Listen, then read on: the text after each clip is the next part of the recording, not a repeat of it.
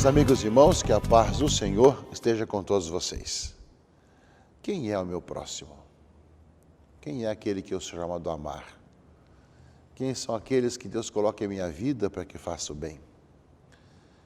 Há muitas ideias, muitas vezes se coloca que o próximo são aqueles da mesma etnia, do mesmo grupo, da mesma religião, do mesmo país, que está mais próximo de mim. E, ao mesmo tempo, qual que é o mandamento do Senhor para que nós possamos encontrar o verdadeiro caminho para a vida? O que nos diz a palavra do Senhor?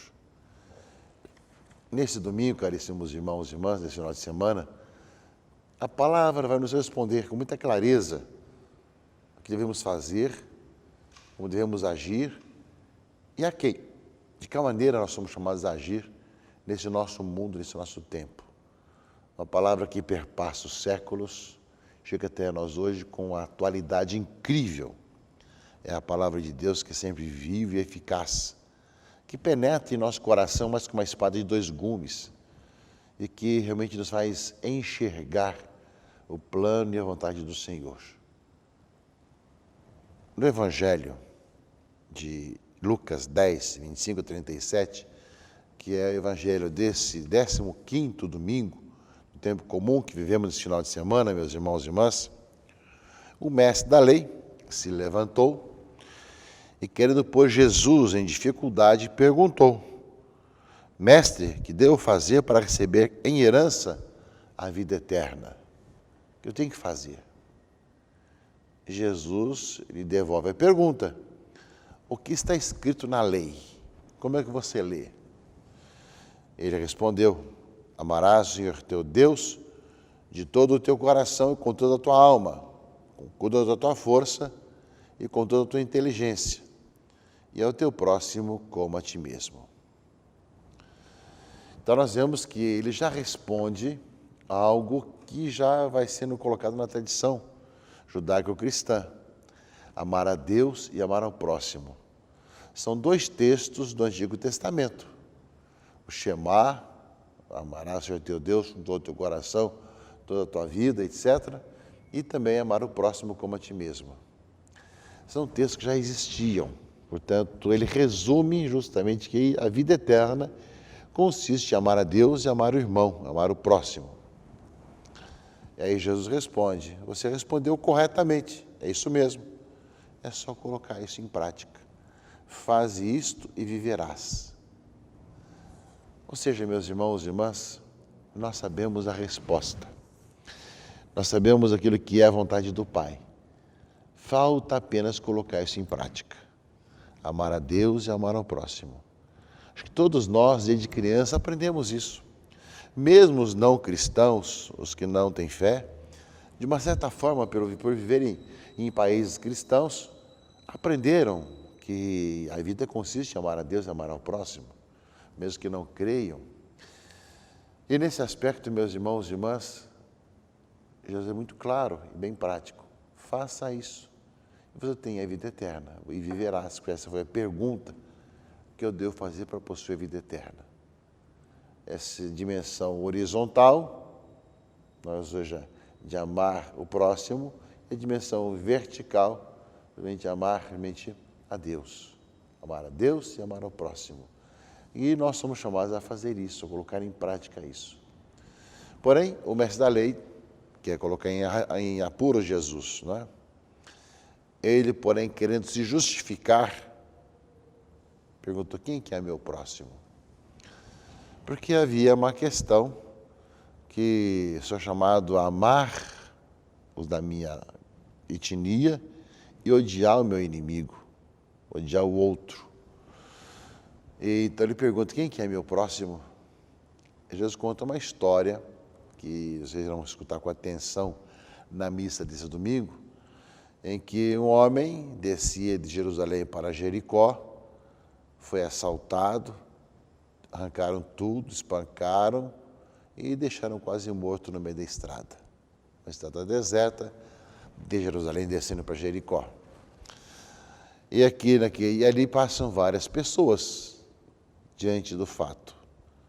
Passava um sacerdote, estava descendo por aquele caminho, viu o homem, passou adiante, por outro lado. O mesmo aconteceu com o levita. Chegou ao lugar, viu o homem, seguiu adiante por outro caminho. Havia questões também legais de purificação, não podiam chegar perto de alguém, se não eram justamente contaminados, não podiam depois entrar no templo, essas questões todas, não é? Mas não só isso, nós vemos que aquele que estava caído na beira do caminho era judeu, que são inimigos dos samaritanos, que não se dão com os samaritanos. E aí que Jesus conta justamente isso. Mas um samaritano que estava viajando, chegou perto dele, viu e sentiu compaixão. Aproximou-se dele, fez curativos, derramando óleo e vinho nas feridas. Depois colocou o homem em seu próprio animal, levou-o a uma pensão onde cuidou dele, e no dia seguinte pagou 2 moedas de prata e entregou-as ao dono da pensão, recomendando: toma conta dele.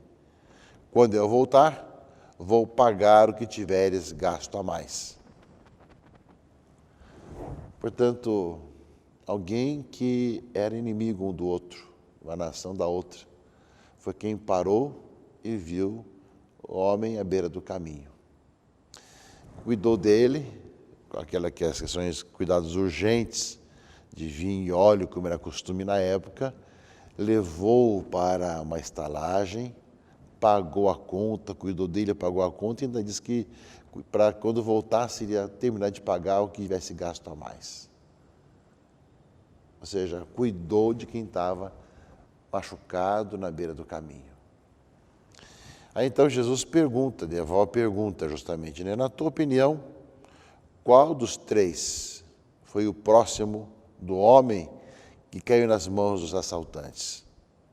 Aí então não teve problema, ele respondeu: aquele que usou de misericórdia para com ele. Ou seja, o samaritano, o que não se davam com os judeus. Foi ele que usou de misericórdia, esse foi o próximo dele. Portanto, Jesus aqui destrói um pouco aquela questão de amar os seus amigos e odiar seus inimigos. Lembra que realmente quem cuidou do samaritano, né, quem cuidou do homem caído na beira do caminho foi o samaritano, justamente mostrando justamente esse aspecto, que o próximo é aquele que vem ao nosso lado e cuida de nós, está ao nosso lado quando nós precisamos. E aí então Jesus respondeu de novo: vai e faz a mesma coisa. Ou seja, não só o amar ao próximo, mas amar ao inimigo, amar aquele que não lhe quer bem, com quem não se dá a sua família, que realmente se colocaram como inimigos assim, ancestrais. Sabemos que até mesmo para passar na terra dos samaritanos, indo da Galileia para a Judéia, havia dificuldades, até mesmo Jesus também sofreu dificuldades, né? Mas, ou seja, nós vemos que esse ódio, esse rancor das pessoas, no entanto, Jesus fala: ama o outro. Esse próximo é aquele que tem esse carinho para com o outro nessa hora necessária, nessa hora que precisa, né? Vai e faz o mesmo. Ou seja, cuida do teu próximo e não veja quem que é o seu próximo, se é amigo ou inimigo, mas aquele que precisa da sua presença, da sua misericórdia, de transformar essa sociedade. É um pouco isso, meus irmãos, que transforma esse nosso mundo, transforma essa sociedade. Eu faço bem não apenas aos meus amigos conhecidos, mas faço bem também aos meus inimigos, ou aqueles que não me querem bem, ou aqueles que me fazem o mal. Aí está a grande questão.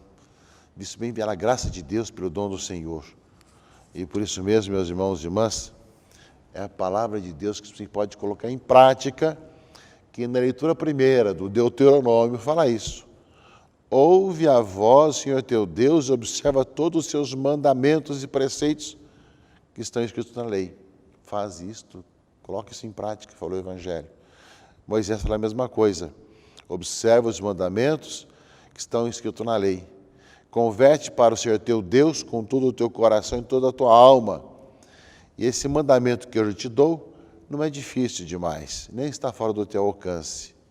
Ou seja, ao contrário, a palavra está ao teu alcance, em tua boca, em teu coração, para que a possas cumprir. Ou seja, meus irmãos e irmãs, já no Deuteronômio, a palavra não precisa atravessar o mar para buscar, precisa atravessar as montanhas. Ela está na sua boca, no seu coração. É só você colocá-la em prática, se tu possas cumprir a palavra de Deus na sua própria vida. Portanto, já no Antigo Testamento aparece justamente essa necessidade de colocar em prática a palavra de Deus. Não é impossível, nem está longe, está no coração e na mente de cada um de nós, para que nós possamos cumprir, colocar em prática essa palavra.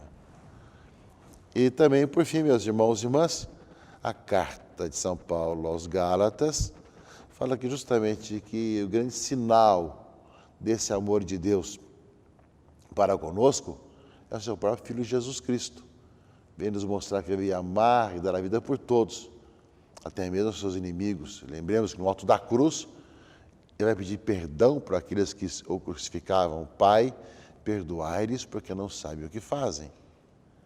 Portanto, Cristo, é um hino belíssimo aqui da carta de São Paulo aos Colossenses, é a imagem do Deus invisível, o primogênito de toda a criação, pois por causa dele foram criadas todas as coisas no céu e na terra, as visíveis e as invisíveis, tronos e dominações, soberanias e poderes. Tudo foi criado por meio dele e para ele. Ele existe antes de todas as coisas e todas têm nele a sua consistência. Ele é a cabeça do corpo, isto é, da igreja.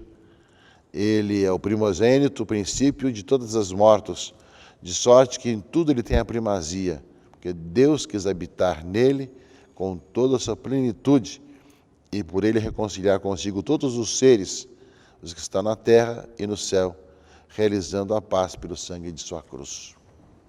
Portanto, meus irmãos e irmãs, parece em Cristo Jesus que realiza essa vida.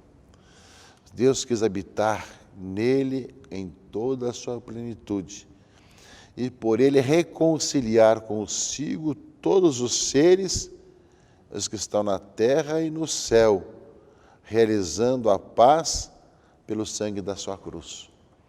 Ou seja, em Cristo a unidade, a comunhão entre todos nós. Portanto, meus irmãos e irmãs, é uma palavra de Deus que nos convida a buscar ter a vida eterna, amando a Deus e ao próximo, e o próximo aquele que Deus coloca à nossa frente para que nós possamos fazer o bem. Ao mesmo tempo, é uma palavra que está muito próxima de nós, para que nós possamos colocá-la em prática, e é Jesus Cristo que faz com que tudo isso aconteça. Que Ele que é o grande reconciliador de todos os seres que estão na terra e no céu, realizando a paz pelo sangue da sua cruz. Palavras desse final de semana, que nós somos chamados a acolher, caríssimos irmãos e irmãs, deixar-nos conduzir cada vez mais a experimentar em nossa vida, que é uma palavra que está próxima, que pode ser colocada em prática, e nós pensamos a Deus de escutar, pensamos ao Senhor de escutar, faze isto e viverás. Coloque isso em prática. É a palavra de Deus para nós nesse final de semana de colocar em prática. E a prática da igreja é essa.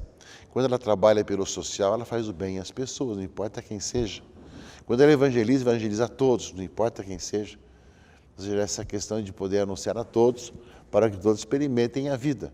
Experimentem que é possível viver uma nova vida.